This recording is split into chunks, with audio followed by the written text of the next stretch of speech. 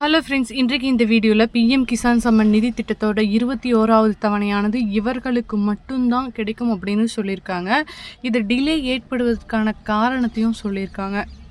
மத்திய அரசு விவசாயிகளுக்காக பிஎம் கிசான் சம்மன் நிதி திட்டத்தில் வருடத்திற்கு 6,000 ரூபாயானது நேரடியாக விவசாயிகளின் வங்கிக் கணக்கிலேயே செலுத்தி வருகிறது. இதுவரை இந்த திட்டத்தின் கீழ் 20 தவணைகள் வழங்கப்பட்டுவிட்ட நிலையில் தற்போது 21வது தவணையும் வழங்கப்பட இருக்கிறது. அதற்காக பார்த்தீங்கன்னா ஒரு முக்கியமான அறிவிப்பையும் வெளியிட்டிருக்காங்க. அது என்ன அப்படின்னா, நீங்கள் விவசாய அடையாள எண் பெற்றால் மட்டும்தான் கிடைக்கும் அப்படின்னு சொல்லியிருக்காங்க.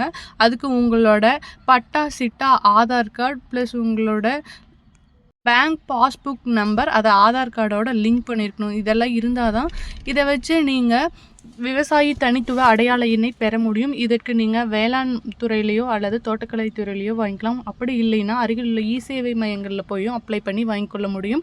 தகுதியான நபர்களை கண்டறியும் பணியும் நடைபெற்று கொண்டிருக்கிறது. இந்த திட்டத்தின் நோக்கமே சரியான நபர்களை சென்றடைய வேண்டும் அப்படிங்கிறதா. அது ஏதாவது ஒரு குடும்பத்தில் 2 பேர் அல்லது சரியான டாக்குமெண்ட்ஸ் இல்லாமல் யாராவது இருக்கிறாங்க அப்படின்னா அவங்களையெல்லாம் கண்டறியும் பணி நடைபெற்று வருவதால் தான் இது கிடைக்கிறதுல டிலே ஆகிட்டு போயிருக்கு அப்படின்னு சொல்லியிருக்காங்க. கூடிய விரைவிலேயே இந்த தவணையானது ரிலீஸ் பண்ணப்படும் அப்படின்னு சொல்லியிருக்காங்க. உங்கள் பிஎம் கிசான் வெப்சைட்லேயே உங்கள் நேம் இருக்கா அப்படிங்கிறத நேம் லிஸ்ட்டில் செக் பண்ணிக்கலாம்.